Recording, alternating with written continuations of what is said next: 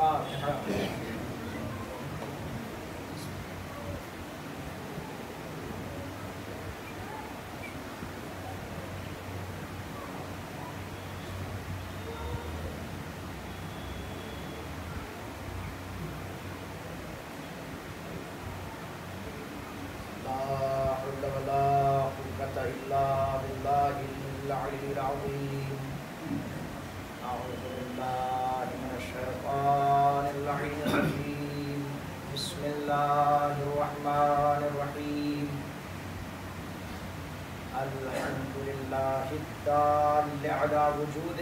بخلقه وبمحدث خلقه على أزليته باشتباههم على ألا شبه له لافتراق الصانع والمصنوع والحاد والمحدود والرب والمربوب والصلاة والسلام والتحية والإكرام على عبده ورسوله الخاتم لما سبق والفاتح لمن غلق والمعلن الحق بالحق والدافع جيشات الأباطيل والدامغ صولات الأضاليل مولانا ومولى الثقلين جد الحسن والحسين أبي القاسم محمد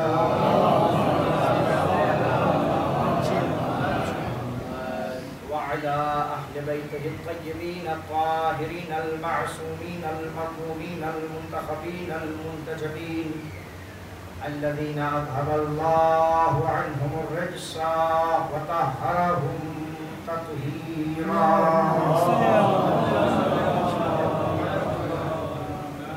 واللعنة الدائمة الباقية على أعدائهم أعداء الله أجمعين من يوم عداوتهم إلى يوم الدين. أما بعد فقد قال رسول الله صلى الله عليه وآله وسلم إني تارك فيكم الثقلين ما إن تمسكتم بهما لن تضلوا بعدي كتاب الله وعترتي أهل بيتي ولن يفترقا حتى يرد علي الحوض.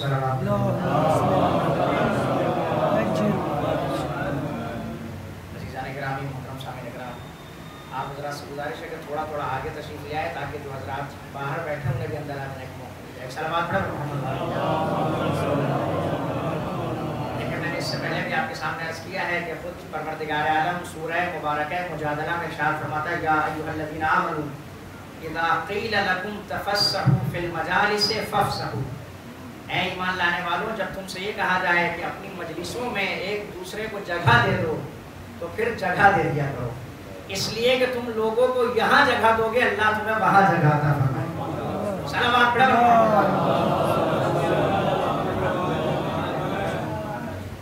آپ کے سامنے اس عشرے میں میں نے سرکار سید الشہداء احادیث معصومین کے آئینے میں اس عنوان سے گفتگو کی کہ معصومین نے جب سرکار سید الشہداء کا تذکرہ کیا، جب امام حسین کو پہچنوایا یا جب امام حسین کا زیارت نامہ دنیا کو سمجھایا تو اس زیارت نامے میں کن کلمات سے استفادہ کیا، کن صفات و کلمات صفات و کمالات کو سرکار سید الشہداء کے بیان فرمایا. آپ کے سامنے بہت سے تاریخی حقائق کا بھی ذکر کیا کہ جہاں کربلا کے شہداء وہ عظیم اصحاب جس کے بارے میں امام فرما رہے تھے کہ میں نے اپنے اصحاب سے زیادہ باوفا اصحاب نہیں دیکھے، میں نے ایسے جانثار نہیں دیکھے، میں نے ایسے فداکار نہیں دیکھے، جہاں ایسے جانثار اور فداکار تھے جو ہر لمحہ امامت کی نگاہوں پہ نگاہ جمائے ہوئے تھے کہ میرا آقا ہم سے کیا چاہتا ہے، میرا مولا ہم سے کیا چاہتا ہے، زمانے کا امام مجھ سے کس چیز کا مطالبہ کر رہا ہے. وہیں کچھ ایسے افراد بھی موجود تھے کہ جنہیں امام نے بلایا تو کسی نے بیوی بچے کا بہانہ کر کے آنے سے انکار کر دیا، کسی نے مال و دولت کا بہانہ کر کے انکار کیا، کسی نے مال تجارت کا بہانہ کر کے انکار کر دیا، کسی نے کہا مولا مال امانت میرے پاس ہے، میں آپ کے ساتھ نہیں آ سکتا. تو تاریخ میں دونوں طریقے کے کردار موجود ہیں کہ جہاں ایک طرف جان لٹانے والے تھے وہیں بہانہ بنا کے امام سے جدا ہونے والے بھی موجود تھے. بہت سارے افراد تھے جنہیں امام نے بلایا. احنف ابن قیس کو خط لکھا کہ میری مدد کے لیے آؤ, تو امام کو جواب میں لکھتا ہے وَاصْبِرْ إِنَّ وَعْدَ اللَّهِ حَقًّا, اے حسین صبر کیجئے, اللہ کا وعدہ سچا ہے اور خدا اپنے وعدے کو پورا کرتے رہے گا. میں نے آپ کے سامنے عرض کیا تھا کہ کیا ایک عام انسان وقت کے امام کو یہ سمجھائے گا کہ کہاں صبر کرنا چاہیے؟ مولا خط لکھ کے اس سے نصرت کا مطالبہ کرتے ہیں اور جواب میں لکھتا ہے کہ مولا صبر کر لیجئے آپ. ایک صلوات پڑھیں محمد. تو جہاں ایسے افراد تھے جو جان لٹا رہے تھے, امام پر اپنی جان نچھاور کر رہے تھے, وہیں کچھ ایسے بھی افراد ملے راستے میں جنہیں امام نے قیام کا مقصد سمجھایا, اپنا مشن سمجھایا, اپنا ہدف سمجھایا, مگر لوگوں نے بہانہ بنا کے امام سے الگ راستہ اختیار کر لیا. ہم نے اس لیے یہ ساری باتیں عرض کی تاکہ ہم اور آپ اپنے اندر غور کریں, اپنے آپ کو ٹٹولیں, اپنے ضمیر سے پوچھیں کہ اگر دین پہ وقت پڑ جائے, اگر زمانے کے امام ہمیں بلانے لگے تو کہیں ایسا تو نہیں ہے کہ ہم بھی انہی افراد میں سے ہو جائیں جو کبھی بیوی بچوں کا بہانہ بنا کے امام کو چھوڑ رہے تھے, کبھی مال تجارت کا بہانہ بنا کے امام کو چھوڑ رہے تھے. علامہ نجم افندی کا بہت مشہور شعر ہے جس میں آپ نے ارشاد فرمایا تھا کہ مفہوم ازاں جاننے والے کم ہیں. علامہ نجم افندی بزرگ شاعر, مفہوم ازاں جاننے والے کم ہیں, احسان کو گرداننے والے کم ہیں, شبیر تیرے ماننے والے ہیں بہت لیکن تیرے پہچاننے والے کم ہیں. تیرے ماننے والے ہیں بہت لیکن تیرے پہچاننے والے کم ہیں. اور پھر اس کے بعد علامہ نجم افندی نے آواز دیا شراب پڑھنے کے بعد, شبیر تیرے ماننے والے ہیں بہت لیکن تیرے پہچاننے والے کم. اور فرمائیے عزیزو, ہم اپنے نفس سے پوچھیں, اپنے ضمیر سے پوچھیں کہ اگر زمانے کا امام ہمیں آواز دے تو کیا ہم اولاد کی محبت قربان کرنے کے لیے آمادہ ہے؟ کیا ہم مال دنیا کی محبت کو قربان کرنے کے لیے تیار ہیں کہ نہیں؟ میں نے آپ کے سامنے عرض کیا کہ سرکار سید الشہداء کا جب معصومین نے تذکرہ کیا تو عجیب و غریب الفاظ کے ساتھ معصومین نے امام کا ذکر کیا. کہیں امام کو فرزند رسول بتایا, کہیں قرآن کی سند بتایا. زمانے کے امام نے آواز دی کنت للرسول ولدا وللقرآن سندا وللامت عمدا وفی الطاعت مجتہدا. اے سرکار سید الشہداء, آپ قرآن کے لیے سند تھے, قرآن کے لیے سند تھے. میں نے عرض کیا اگر سند نہ ہو تو کسی شے کا کوئی اعتبار نہیں ہوتا. آپ اگر دعویٰ کریں کہ یہ مکان میرا ہے, سامنے والا فوراً پوچھے گا سند دکھائیے. آپ دعویٰ کریں فلاں پراپرٹی میری ہے, سامنے والا کہے گا سند دکھائیے. آپ دعویٰ کریں یہ گاڑی میری ہے, سامنے والا کہتا ہے سند دکھائیے. آپ کہتے ہیں موبائل فون میرا ہے, سامنے والا کہتا ہے سند دکھائیے. اس کا مطلب یہ ہے سند نہ ہو تو نہ پراپرٹی کا کوئی اعتبار, نہ جائیداد کا اعتبار, نہ مکان کا اعتبار, نہ گاڑی کا اعتبار. زمانے کے امام نے سرکار سید الشہداء کے لیے آواز دی وَلِلْقُرْآنِ سَنَدًا. مولا آپ قرآن کے لیے سند تھے, آپ قرآن کے لیے سند تھے. اگر آپ کا حدود مقدس نہ ہوتا تو یزید اس بات کا پروپیگنڈا کر دیتا کہ نہ کوئی قرآن آیا نہ کوئی وحی الہی آیا. قرآن سندا, آپ قرآن کے لیے سند تھے. آج کی مجلس میں مجھے جس ذات گرامی قدر کا تذکرہ کرنا ہے وہ سرکار وفا حضرت ابوالفضل عباس علیہ السلام. 9 مجلسوں میں میں نے احادیث معصومین کی روشنی میں سرکار سید الشہداء کے صفات اور کمالات کا آپ کے سامنے ذکر کیا. آج چونکہ عالم مبارک برآمد ہونا ہے مجلس کے بعد, لہٰذا سرکار وفا کو احادیث معصومین کی روشنی میں پہچانے کہ یہ کس عظیم مرتبے پر فائز تھے, کس بلند والا مقام اور مرتبے پر سرکار وفا فائز تھے. آپ احادیث معصومین سے پوچھیں, آپ خود سرکار وفا کا زیارت نامہ پڑھیں. چھٹے امام نے سرکار وفا کی زیارت میں آواز دی السلام علیکہ ایھا العبد الصالح. آپ پر ہمارا سلام ہو اے خدا کے صالح بندے, اے عبد صالح, اے اللہ کے صالح بندے. یہ مقام عبدیت کوئی معمولی مقام اور مرتبہ نہیں ہے جس کا چھٹے امام نے تذکرہ کیا ہے.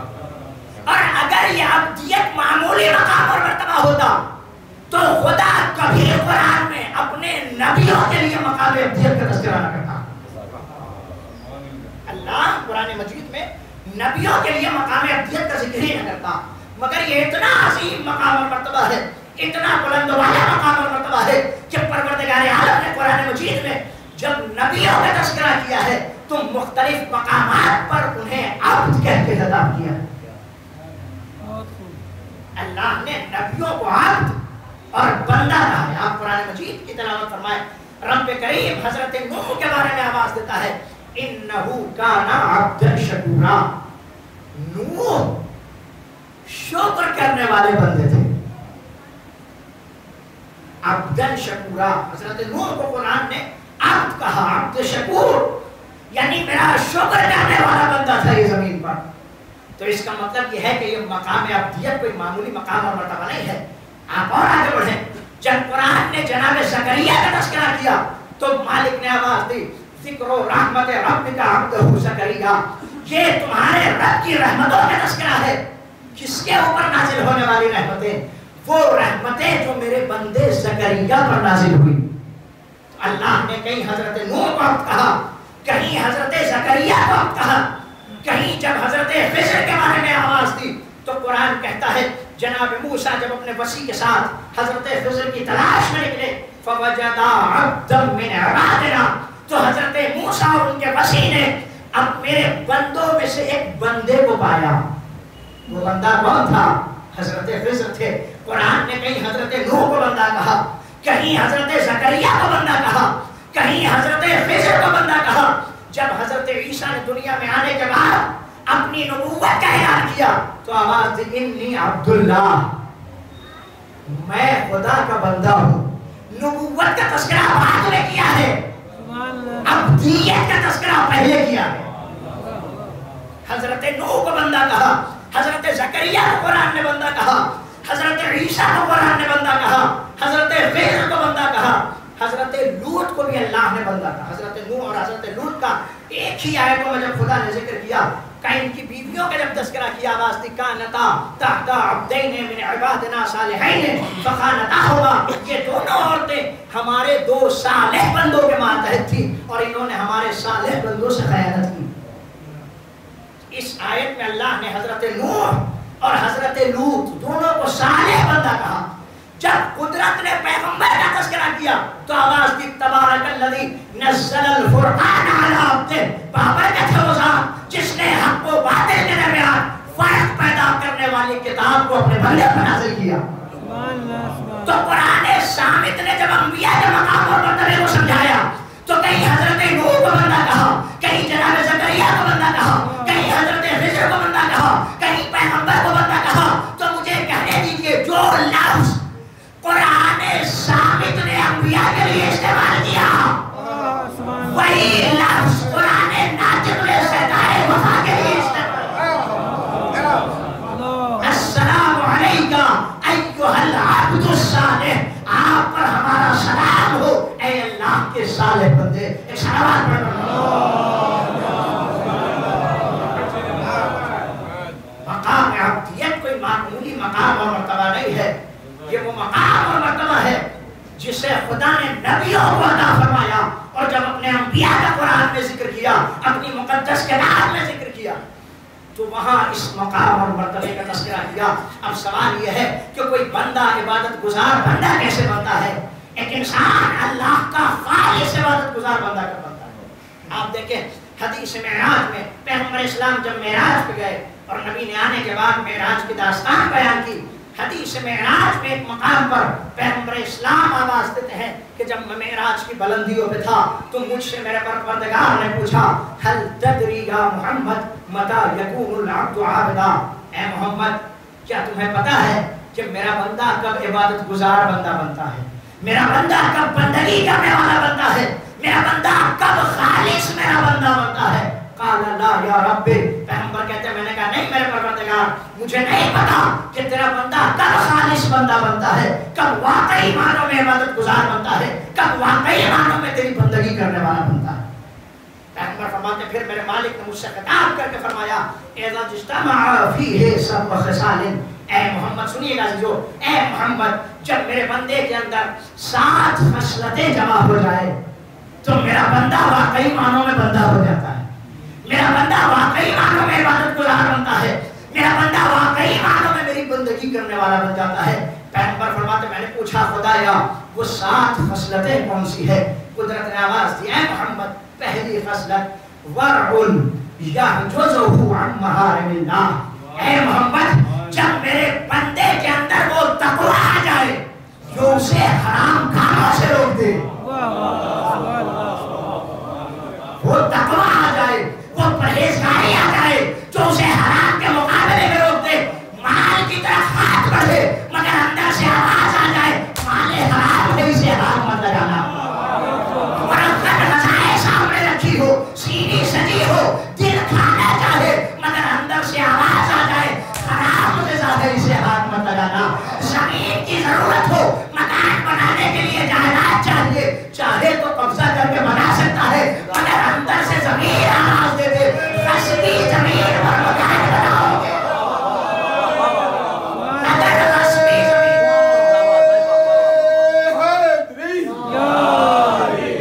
زمین کی ضرورت ہے مکان بنانا ہے، چاہے تو قبضہ کر کے بنا سکتا ہے مگر اندر سے زمین آواز دے دے، اگر غصبی زمین پر مکان بنا لیا تو پھر زندگی بھر کی نماز قبول نہیں ہونے والا۔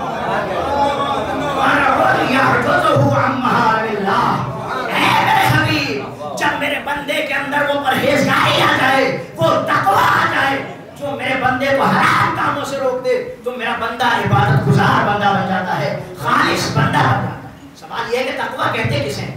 تقوی ایک اسپریچول پاور ہے، ایک نفسانی طاقت ہے، ایک روحانی طاقت ہے۔ علماء نے اس کی تعریف ہی کی ہے ہی الملکۃ النفسانیہ، ایک ایسی روحانی طاقت جو انسان کو حرام کاموں کے معاملے میں روکا۔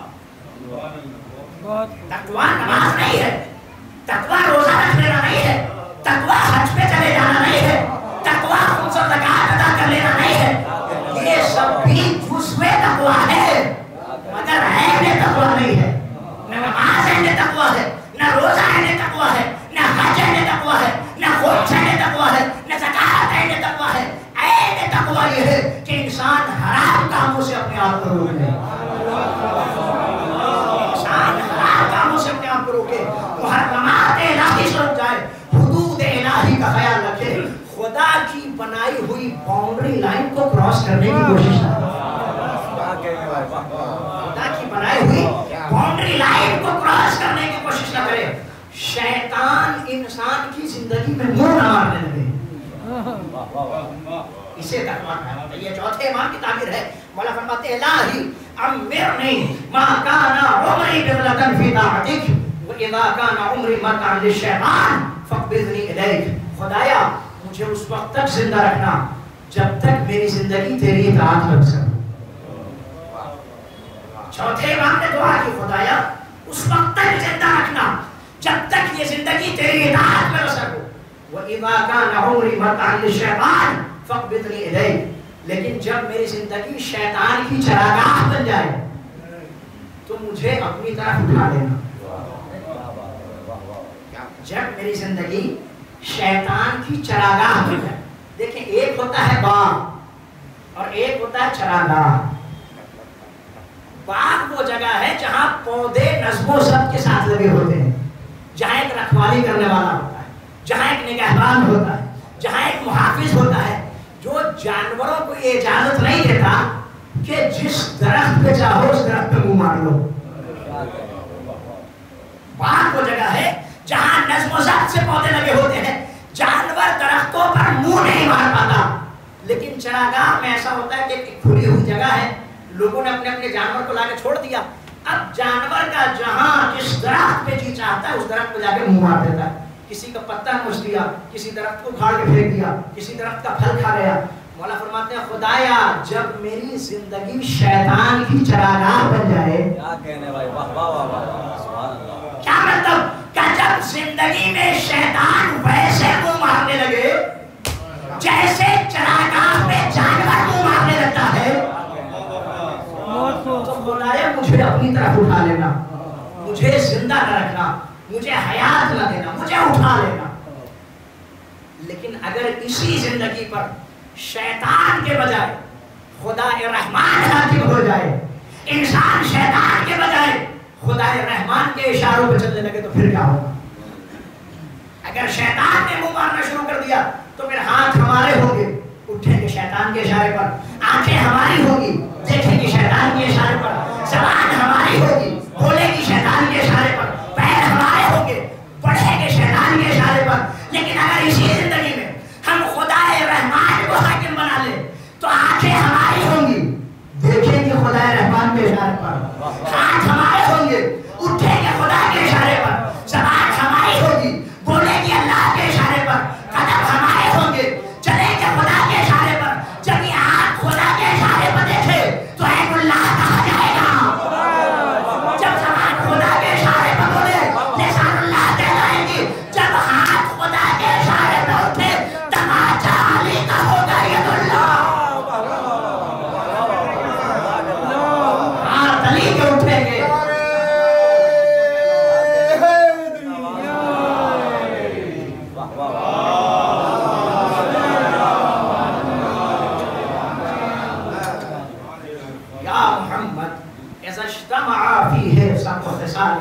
جب میرے بندے میں 7 خصلتیں جمع ہو جائے تو میرا بندہ واقعی معنوں میں بندہ بن جایا کرتا ہے, بندگی کرنے والا بن جاتا ہے, خالص عبادت گزار بندہ ہو جاتا ہے.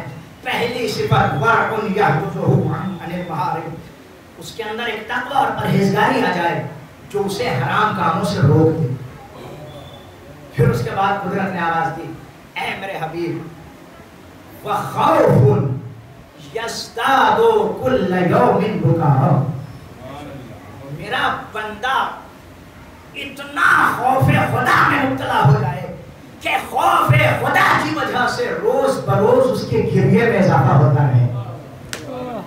نماز پڑھے تو سجدے میں روئے, روزہ رکھے تو حالت روزہ میں روئے, حج پہ جائے تو خلاف کعبہ کو تھام کے روئے, خمس و زکات ادا کرے تو ادا کرنے کے بعد سجدے میں سر رکھ کے روئے, بیت المال کا مال تقسیم کر دے تو خاک پہ سر رکھ کے کہے اے خاک گواہ رہنا, علی نے بیت المال کو تقسیم کرنے میں کوئی کوتاہی نہیں.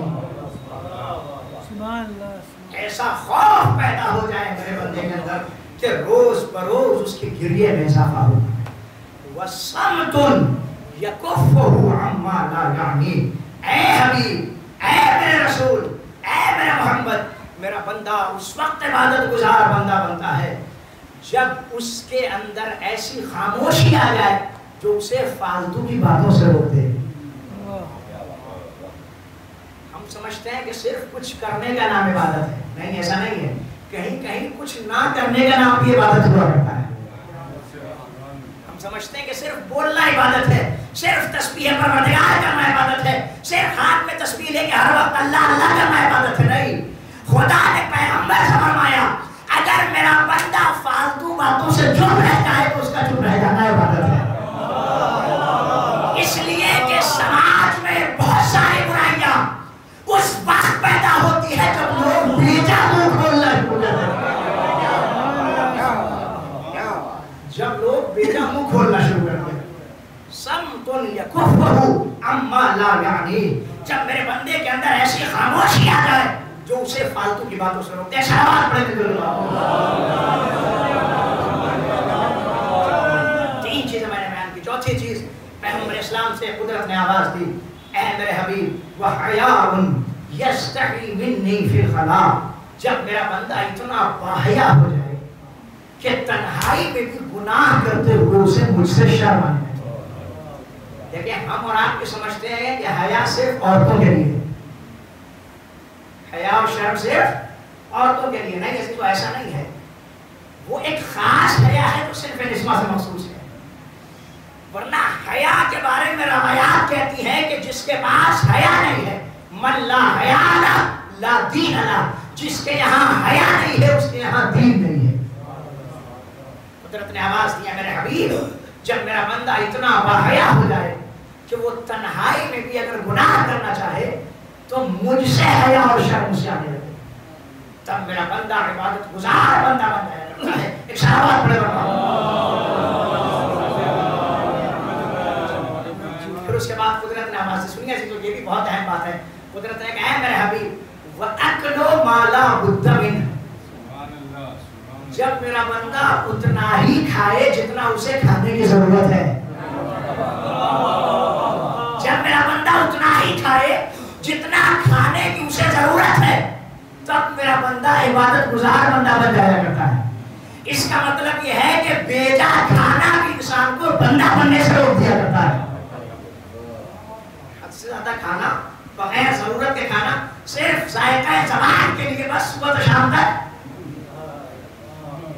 منہ چلاتے رہنا۔ تاریخ کہتی ہے کہ ایک نبی خدا کے سامنے شیطان جس میں انسانی مظاہر ہوا، نبی خدا نے کہا کہ مجھے کچھ نصیحت کرو۔ شیطان نے کہا اللہ کے نبی پیٹ بھر کے کبھی بالکل فل پیٹ ہو کے کبھی کھانا نہ کھائیے گا۔ نبی خدا نے کہا کہ لاؤ آج اس کے برعکس کر کے دیکھتے ہیں۔ ایک دن پورے طریقے سے پیٹ بھر کے کھانا کھایا۔ اب جب انہوں نے پورے طریقے سے پیٹ بھر کے کھانا کھایا تو جس طریقے سے کل تک عبادتیں کر رہے تھے آج ویسی عبادت نہیں ہو سکتی۔ تب شیطان سے پھر اگلے دن کہا کہ تم نے بہت اچھی بات کہی تھی، کوئی دوسری بات آج بتا دے۔ شیطان نے کہا یا نبی اللہ میں لوگوں کو موعظہ اور نصیحت نہیں کرتا بلکہ بہکایا کرتا ہوں۔ ایک صحابہ پڑھے یہ پوری ایک کتاب ہے جس میں ابلیس کی داستانیں علماء نے جمع کی، اس میں یہ داستان موجود ہے۔ ایک صلوات پڑھیں دل کے بعد۔ قدرت نے کہا ہے میرے حبیب، اے میرے رسول، جب میرا بندہ اتنا ہی کھائے جتنا کھانے کی اسے ضرورت ہے تب میرا بندہ عبادت گزار بندہ بن جایا کرتا ہے۔ اس کے بعد قدرت نے آواز دیا ہے میرے حبیب یبغض الدنیا لبغضها، میرا بندہ تب عبادت گزار بندہ بن جایا کرتا ہے جب وہ دنیا اور اس کی رنگینیوں سے نفرت کرنے لگے، اس لیے کہ مجھے دنیا کی رنگینیوں سے نفرت ہے۔ وَيُحِبُّ الْأَخْيَارَ لِحُبِّي إِيَّاهُمْ، اور جب میرا بندہ نیک بندوں سے محبت کرنے لگے، کیوں؟ اس لیے کہ مجھے اپنے نیک بندوں سے محبت ہے۔ جب سات خصلتیں کسی میں جمع ہو جائے تب وہ بندہ عبادت گزار بندہ بنتا ہے۔ ایک صلوات پڑھو۔ جب سرکار وفا کا معصومین نے تذکرہ کیا تو چھٹے امام نے آواز دی السلام علیکہ ایھا العبد الصالح، آپ پر ہمارا سلام ہو اے اللہ کے صالح بندے، اے خالص عبد پروردگار، اے وہ ذات جس نے اخلاص کے ساتھ بندگی کا حق ادا کیا۔ صرف یہی نہیں بلکہ آگے امام نے ارشاد فرمایا اشہد لک بالتسلیم والتصدیق والوفاء والنصیحہ، اے آقا، اے سرکار وفا حضرت ابوالفضل عباس، چھٹے امام فرماتے ہیں میں گواہی دیتا ہوں کہ آپ امامت کے سامنے پورے وجود کے ساتھ تسلیم تھے۔ اشہد لک بالتسلیم، آقا میں یہ گواہی دیتا ہوں کہ آپ پورے وجود کے ساتھ امامت کے سامنے تسلیم ہو چکے تھے، امام کے سامنے سر تسلیم ہم کیے ہوئے تھے۔ امام نے کہا خیمہ لگاؤ، بغیر چوں اور چرا کے خیمہ لگایا۔ امام نے کہا خیمہ ہٹاؤ، بغیر چوں اور چرا کے خیمہ ہٹایا۔ امام نے کہا پانی کی سبیل کے لیے جاؤ، بغیر چوں اور چرا کے ٹوٹا ہوا نیزہ اٹھایا اور پانی تلاش کرنے کے لیے نکل گئے۔ یہ کیا تھا؟ یہ تسلیم محض تھا جو جناب عباس سے یہ کہہ رہا تھا کہ آقا جو کہے بغیر چوں اور چرا کے آقا کی آواز پر اشہد لک بالتسلیم، آقا میں یہ گواہی دیتا ہوں کہ آپ اپنے پورے وجود کے ساتھ امام کے سامنے سر تسلیم خم کیے ہوئے۔ داستان تسلیم و وفا بھی ایک عظیم داستان ہے۔ آپ دیکھیں تاریخ میں حضرت یوسف کے بھی بھائی تھے، لیکن کیا یہ بھائی اپنے بھائی کے سامنے تسلیم ہوئے؟ حضرت یوسف کے بھائی کیا اپنے بھائی کے سامنے تسلیم ہوئے؟ جبکہ جانتے تھے کہ بابا نے میرے اس بھائی کو اپنا جانشین بنایا ہے، ولی یہ خدا ہے میرا یہ بھائی، لیکن جاننے کے باوجود تسلیم نہیں ہوئے۔ ہمارا لاکھوں سلام ہو یوسف زہرا پر جس کے بھائیوں نے بھائی سے بڑھ کر جانثاری کا حق ادا کیا. تاریخ میں ایسے عظیم بھائیوں کی مثال موجود نہیں ہے کہ جہاں بڑھ چڑھ کے جان نثار کرنے کا جذبہ ہے. جناب یوسف کے بھائی بھی تھے, ولی خدا کے بھائی ہیں, مگر اپنے بھائی کے سامنے تسلیم نہیں. آپ اور بھی تاریخ میں بہت ساری مثالیں تلاش کر سکتے ہیں جہاں لوگ ولی خدا کے سامنے تسلیم نہیں ہوئے, مگر سرکار وفا کے بارے میں امام معصوم نے گواہی دی, آپ پورے وجود کے ساتھ معصوم کے سامنے تسلیم ہو گئے. اچھا دیکھیں, یہ ساری چیزیں بھی تربیت کا اثر ہوا کرتی ہیں. غور فرمائیے, جناب یعقوب نے بھی اپنے بچوں کی تربیت کی تھی, مگر ضمیر ایسا نہیں تھا جو حضرت یعقوب کی تربیت کو قبول کر سکے. لہذا ولی خدا کے سامنے سر تسلیم خم کرنے سے انکار کر, آخر میں جا کے جھکے ہیں, لیکن شروع میں تسلیم نہیں ہوئے. آپ دیکھیں سرکار وفا کی تسلیم, آپ جناب ام البنین کے بارے میں تاریخ پڑھیں. جناب ام البنین کو جب بشیر نے خبر دی ہے کہ آپ کے چاروں لال کربلا میں شہید کر دیے گئے, تو تاریخی جملہ جو داستان تسلیم کا سب سے عظیم جملہ ہے, جسے بی بی نے ارشاد فرمایا, حضرت ام البنین ارشاد فرماتی ہیں, اولادی ومن تحت الخمرہ کلہم فدا لابی عبداللہ حسین. حضرت ام البنین نے فرمایا, میری اولاد اور اس آسمان اور زمین کے درمیان جو کچھ ہے وہ سب آقا حسین پر قربان ہو جائے. تسلیم محض سے کہا جاتا ہے جہاں انسان اپنے بچے کو بھی امام پر قربان کرنے کے لیے آمادہ ہوتا ہے. ایک صلوات پڑھ کر محمد فرماتے ہیں, اشہد لک بالتسلیم والتصدیق. اے سرکار وفا, میں یہ گواہی دیتا ہوں کہ آپ امامت کے سامنے سر تسلیم خم کیے ہوئے تھے. آپ نے ولی خدا کی تصدیق کی, امام کی تصدیق کی. اور فرمائیے اس بات, آپ ائمہ کی تاریخ کا مطالعہ کریں. سنیے گا صرف جملہ, معصومین کی اولاد میں بھی سب ایسے نہیں تھے جنہوں نے ائمہ کی تصدیق کی. اور فرمایا آپ نے معصومین کی اولاد میں بھی سب ایسے نہیں تھے جنہوں نے ائمہ کی تصدیق کی. آپ دیکھیں تاریخ, عبداللہ افتح چھٹے امام کے بیٹے ہیں, مگر انہوں نے ساتویں امام کے امامت کی تصدیق نہیں کی, اپنی امامت کا دعویٰ کر دیا اور ایک لشکری کے پیچھے چل پڑا جسے بعد میں فتحیہ کہا گیا. ساتویں امام کے بھائی ہیں مگر اپنے بھائی کی تصدیق نہیں کی. عبداللہ ابن موسیٰ آٹھویں امام کے بھائی ہیں, آٹھویں امام اس دنیا سے رحلت کر چکے ہیں, امام کی شہادت واقع ہو گئی ہے. نبی امام کا بچپنا ہے, امام کے سرپرست بن کے رہ رہے ہیں, مگر دل سے امام کی امامت کی تصدیق نہیں کرتے. بلکہ بعض تاریخیں یہاں تک کہتی ہیں کہ اپنی امامت کا دعویٰ بھی کر دیا تھا, مگر جب مدینے کی مسجد میں علماء اور فقہاء جمع ہوئے اور جب سوالات پوچھنا شروع کیا تو پھر سوالات کا جواب ان سے نہیں بن سکا. جب جواب ان سے نہ دیا گیا تو نبی امام بچپنے کے عالم میں مسجد میں اٹھے. امام نے اٹھنے کے بعد ایک ایک سوال کا جواب دیا اور سوال کا جواب دینے کے بعد کہا, ایسے جان اس بڑھاپے میں تو کم سے کم اللہ کا خوف کریے. امام کے گھرانے کے ہیں, امام کے چچا ہیں, آٹھویں امام کے بھائی ہیں, مگر امام کی تصدیق نہیں کی. عباس ابن موسیٰ یہ بھی آٹھویں امام کے بھائی ہیں. تاریخ نے لکھا ان کے بارے میں کہ جب انہوں نے یہ دیکھا کہ ساتویں امام نے اپنا سارا منصب, ساری وصیتیں, سارے اختیارات آٹھویں امام کے حوالے کر دیے تو والی مدینہ کے پاس جا کے آٹھویں امام کی شکایت کی, عدالت میں مقدمہ لگوا دیا اور آٹھویں امام پہ جا کے مقدمہ کر دیا کہ میرے بابا کے وصیت نامے میں میرے لیے کچھ اختیارات لکھے گئے ہیں جسے میرے بھائی نے معاذ اللہ مجھ سے چھپا لیا. جب قاضی مدینہ کو اس بات کی خبر ملی, قاضی مدینہ آٹھویں امام کو پہچانتا تھا, لیکن اس نے کہا عدالت کا تقاضا یہ ہے کہ ظاہراً ثبوت طلب کیے جائیں.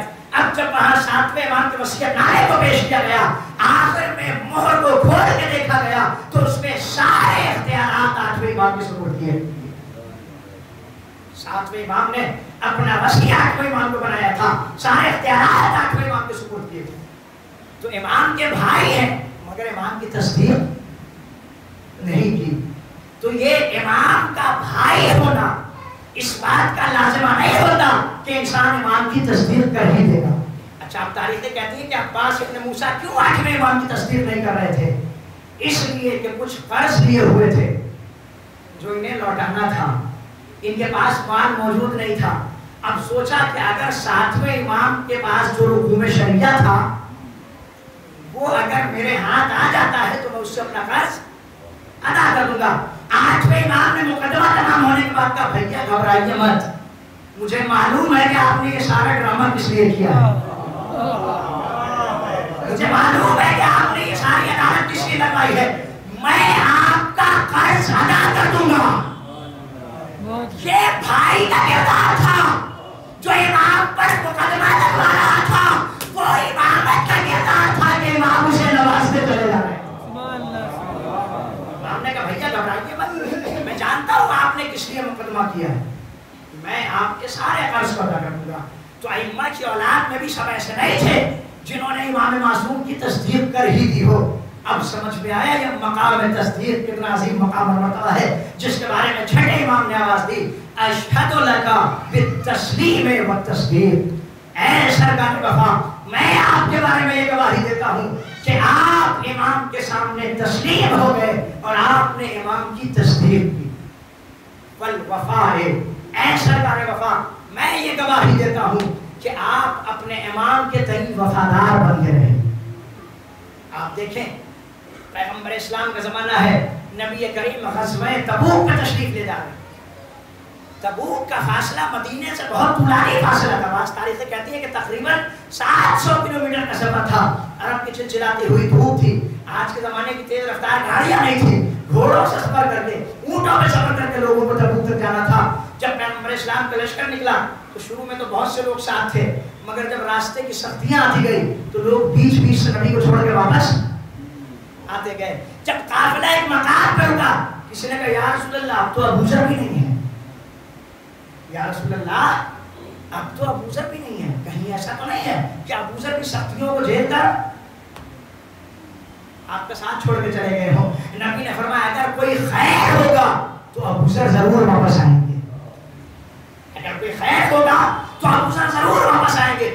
تھوڑی دیر کے بعد لوگوں نے دیکھا کہ ایک شخص پیادہ اپنے کاندھوں پر مشق رکھے ہوئے دوڑتا ہوا, تھکا ہوا, ہانپتا ہوا نبی کریم کی جانب بڑھ رہا ہے. وہ شخص نبی کی خدمت میں آیا مگر تھکن سے اتنا چور تھا کہ آنے کے بعد پیغمبر اسلام کی خدمت میں جیسے ہی کھڑا ہوا تھکن کی وجہ سے غش آیا, غش کھا کے وہ شخص زمین پر گرا. نبی نے پانی چھڑک کے اس شخص کو اٹھایا, کہا اے ابو ذر مشق تمہارے کاندھوں پر تھی, مشق کاندھوں پہ تھی, اتنے پیاسے تھے تو پانی کیوں نہیں پی لیا؟ کہا اللہ کے رسول میں راستے میں قافلے سے بچھڑ گیا, میرے اونٹ کے اندر چلنے کی طاقت نہ تھی, میں نے اونٹ کو چھوڑ دیا, آپ کی طرف پیدل بڑھنے لگا. راستے میں نے جگہ ٹھنڈا پانی دیکھا, میرے دل میں خیال آیا اللہ کے رسول پیاسے ہوں گے, نبی کے لیے مشمیزے کو بھرا, بھرنے کے بعد دل نے چاہا اے ابو ذر ٹھنڈا پانی ہے, ابو ذر ٹھنڈا پانی ہے, تھوڑا سا پانی پی لو. مگر ضمیر کی آواز آئی ابو ذر کیسے گوارا کر سکتے ہو, رسول پیاسا رہ جائے, رسول پیاسا رہ جائے اور تم ٹھنڈا پانی پی لو. لہذا اللہ کے رسول میں نے پانی کو منہ نہیں لگایا. یہ ابو ذر تھے جن کے بارے میں نبی نے فرمایا نہ آسمان نے ابو ذر جیسے سچے انسان پہ سایہ کیا, نہ زمین نے ابو ذر جیسے سچے انسان کا بوجھ اٹھایا. مگر کربلا میں ایک ایسا ہی بندہ ہمیں نظر آیا جس نے پانی کو ہاتھ میں تو لیا, جس نے پانی کو ہاتھ میں لیا, چلو میں لیا, مگر خیال آیا کہ حسین پیاسے ہیں, حسین کے چھوٹے چھوٹے بچے پیاسے ہیں, اور جب حسین اور حسین کے بچے پیاسے ہیں تو پھر میں کیسے پانی پی لوں.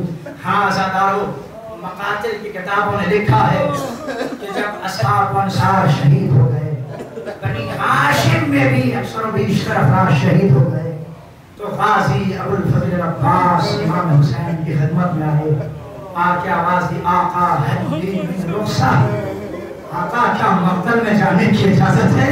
सुने क्या ज़ादारो, हमारे आप जितना भी सरकार वफा में गिरिया कम है, इसलिए कि वो शहीद था जिसकी जिंदगी में उसका चेहरा देख के हुसैन रो रहे थे।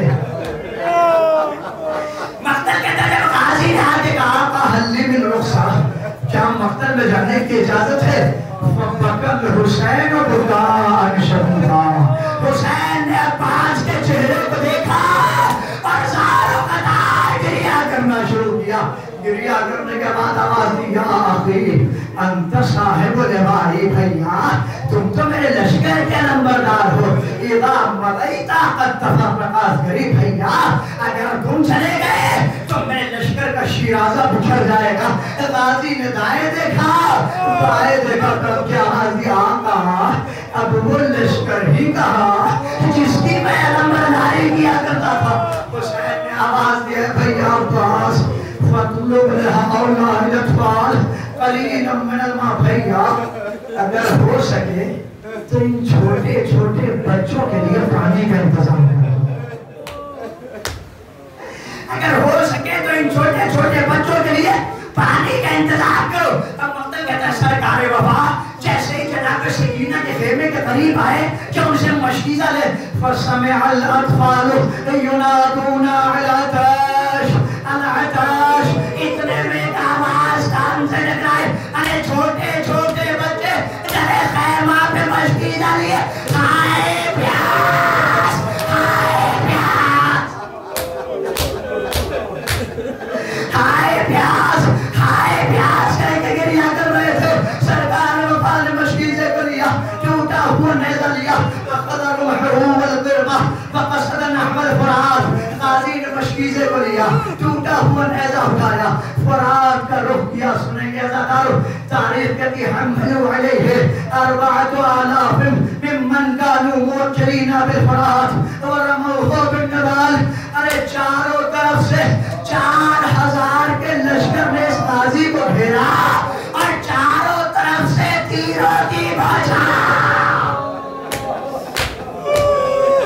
चारों तरफ से तीरों की बौछार कर दी गई।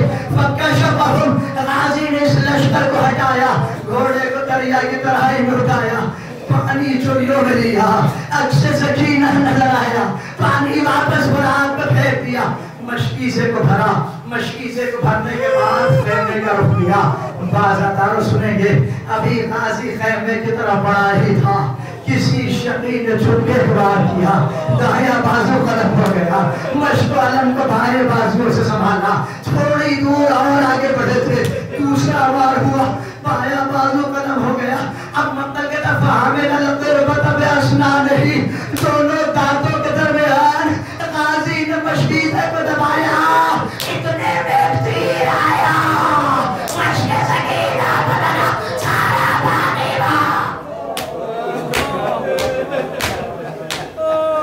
मशकीज़े का सारा पानी बह गया। फिर उसके बाद सुनेंगे हज़ारों, किसी शकी ने सरकारे वफा के आंखों का निशाना लगाया और एक ऐसा तीर चलाया जो गाजी की आंखों में बेबस हो गया। हज़ारों, फितरत का तकाजा ये है कि अगर आंख में कीड़ा भी चला जाए, अगर एक कीड़ा आंख में चला जाए तो फौरन इंसान हाथों में सहारा लेकर हाय अब्बास, आंख में तीर बेबस है, बाजू हज़ारों। गाजी ने झुककर घुटनों के दरमियान से आंख में लगे तीर को निकालना चाहा, इसी असना में किसी शकी ने सर पे गुर्वे आहदी, हज़ारों जानते हैं ये गुर्वे आहदी क्या होता है? अरब का दस्तूर ये था, अरब जब किसी से सख्त दुश्मनी निकालना चाहते थे, हज़ारों और फरमाए, एहसास करें लोहे का एक वज़नी गोला होता है, उसमें चारों तरफ कांटे लगे होते हैं, लोहे का एक गोली वज़ना, एक लोहे का एक वज़नी गोला जिसमें चारों तरफ कांटे लगे हो। अरब जब किसी से दुश्मनी निकालना चाहते हैं, उस लोहे के गोले को जंजीर में फंसाते हैं, जंजीर में फंसा के सामने वाले के साथ में, सामने वाले के सर में मार दिया जाते हैं,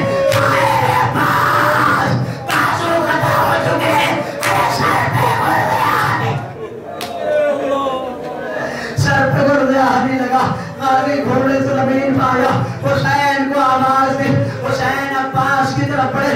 اب مقتل نے عجیب و غریب جملہ لکھا طرفہ بینہ و بین الخیام مختصم. حسین مقتل کی طرف تو چلے ہیں مگر چلنے کا انداز یہ ہے کہ کبھی مقتل دیکھتے ہیں, کبھی پیچھے مڑ کے خیمے کو دیکھتے ہیں, کبھی مقتل کو دیکھتے ہیں, کبھی خیمے کو دیکھتے ہیں, کبھی مقتل کو دیکھتے ہیں, کبھی خیمے کو دیکھتے ہیں. جب تک عباس سلامت ہے حسین کو یقین تھا ارے دشمن خیمے تک نہیں جا سکتا.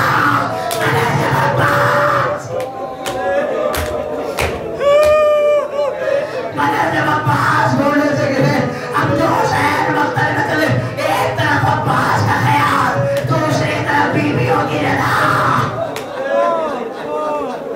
بیویوں کی رضا کا خیال ہے. حسین عباس کے قریب پہنچے. اے بھیا کچھ وصیتیں ہو تو بیان کرو. آقا میری لاش کو خیمے میں نہ لے جائیے گا.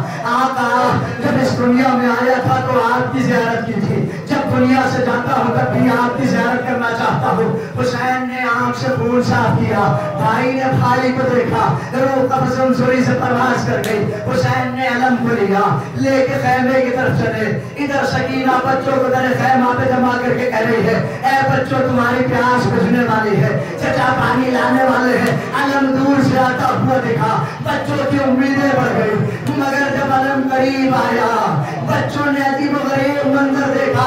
علم تو آیا ہے, علمدار نہ آیا.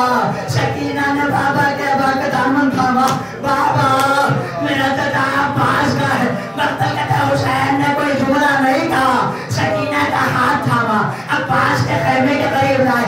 لانے کے بعد خیمے کے ستون کی رسم